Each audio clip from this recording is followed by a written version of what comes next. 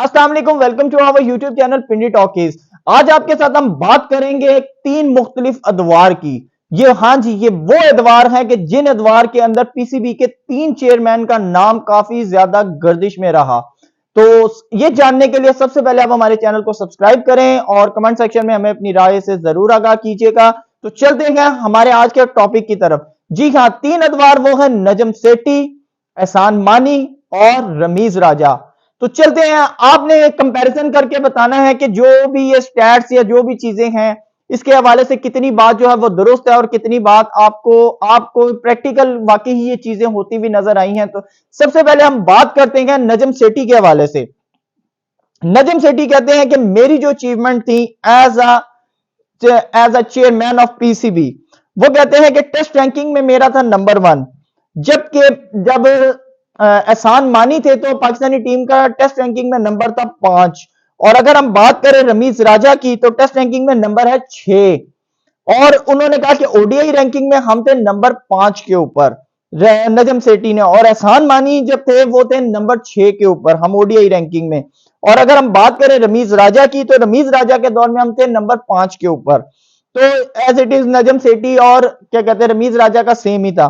तो टी20 की बात करें तो नजम सेठी कहते हैं कि जब मेरा दौर था तो तब हम नंबर 1 के ऊपर थे, और जब एहसान मानी का दौर था तो हम नंबर 4 के ऊपर थे, और अगर हम रमीज राजा की बात करें तो हम नंबर 3 के ऊपर थे।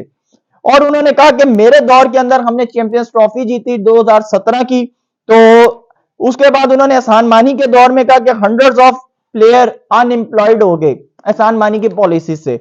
और उन्होंने कहा कि रमीज राजा के उसमें आपने सिर्फ और सिर्फ टाइम वेस्ट किया ड्रॉप पिचेस के ऊपर, और आपने सिर्फ और सिर्फ 50 करोड़ से ज्यादा का खर्चा कर दिया इसके ऊपर, ठीक है, और आपने कोई भी बेनिफिट्स का काम नहीं किया। और उन्होंने कहा कि मेरे दौर के अंदर 90 मिलियन डॉलर की फ्रेंचाइज पाकिस्तान सुपर लीग मैंने लॉन्च की। जबकि अगर आप बात करें क्या कहते हैं एहसान मानी के ऊपर तो उन्होंने कहा कि रिकॉर्ड लॉसेस 5 और 6 एडिशन में हुआ है एहसान मानी के दौर में। और उन्होंने फिर बात की कि रमीज राजा के हवाले से तो उन्होंने कहा कि 4 मिलियन डॉलर जो है रमीज राजा ने जाया कर दिए जूनियर प्रीमियर लीग के ऊपर, तो आगे पाकिस्तान जूनियर लीग के ऊपर, सॉरी। और उन्होंने कहा कि मैंने नजम सेठी ने कहा कि मैंने जो प्लेयर डेवलप किए उसके अंदर हैं हसन अली हैं, फहीम अशरफ हैं, शादाब हैं, फखर जमान हैं, बाबर आजम है, शाहीन शाह अफरीदी हैं, नवाज हैं, हसनैन हैं, नसीम हैं, मोहम्मद हारिस हैं, हैदर अली हैं। तो उन्होंने कहा कि जो एहसान मानी ने प्लेयर इंट्रोड्यूस करवाया उसके अंदर धानी, हारिस रऊफ हैं और वसीम जूनियर हैं। और उन्होंने कहा कि जो रमीज राजा के दौर में सिर्फ और सिर्फ कासिम अकरम जस्ट 1 प्लेयर। और उसके बाद उन्होंने कहा कि मैंने डेमोक्रेटिक जो गवर्नेंस थी, कमेटी थी, वो मैंने लॉन्च की हुई थी। और उन्होंने कहा कि जो एहसान मानी के उसमें जो था वो अनडेमोक्रेटिक कॉन्स्टिट्यूशन था, और same as it is Ramiz Raja के उसमें भी जो एक हुक्म आता था ऊपर से वो नीचे तक जाता था, यानी कि कोई डेमोक्रेसी नहीं थी, ऑटोक्रेसी थी।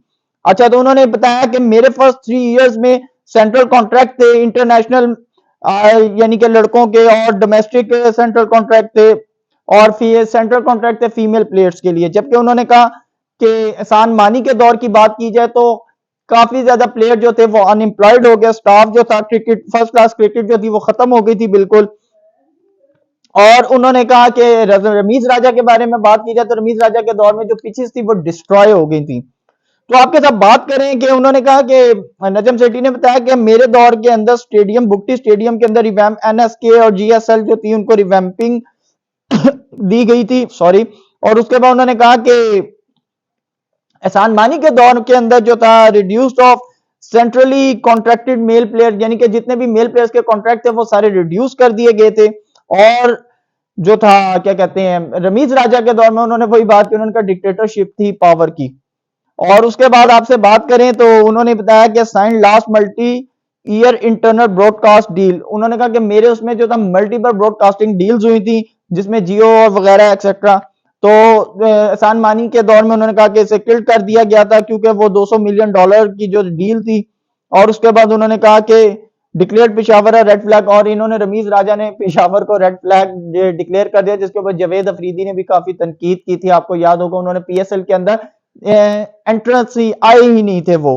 तो इस तरह आपने बताना है कि इनमें से कौन सी बातें जो नजम सेठी साहब ने की हैं कि वो हकीकत पे हैं कि नहीं, क्योंकि अगर देखा जाए तो वाकई ही नजम सेठी के दौर में बेशक वो एक सहाफ़ी हैं, उनकी सहाफ़त से जो क्रिकेट के अंदर आने पे हम तनकीद कर सकते हैं, सब चीज़ें कर सकते हैं, लेकिन जो रियलिटी बैकग्राउंड वो वाकई यही है कि नजम सेठी के दौर में पाकिस्तानी क्रिकेट को काफ़ी ज़्यादा फ़रोग़ मिला है। जबकि अगर रमीज़ राजा की बात करें तो रमीज़ राजा से काफ़ी ज़्यादा उम्मीदें थी, लेकिन उस बीच हमें सिर्फ़ एक डिक्टेटरशिप नज़र आई है, कोई यानी कि फ़ैसले नहीं हो सके, बल्कि पाकिस्तान की क्रिकेट मज़ीद तबाह हुई है। आपने हमें कमेंट में बताना है ज़रूर। Thank you so much.